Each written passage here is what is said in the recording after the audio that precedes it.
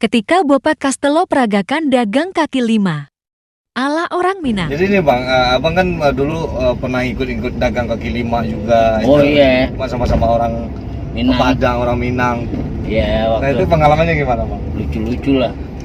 Dari situ ya kita kan banyak belajar juga dari mereka orang kan, dari teman-teman yang orang Minang.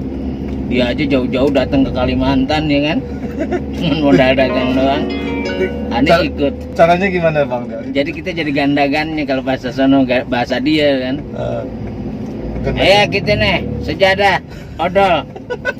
Mau 500? Nggak mau 500, saya turunkan lagi, coba kita lihat. Wah, Emas. ada 50 gram emas.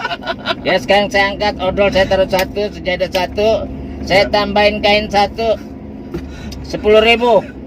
Ini masih di atas, ada 10.000 nggak mau, 10.000 nggak mau, saya turunkan lagi. Nyesel kan? Nah.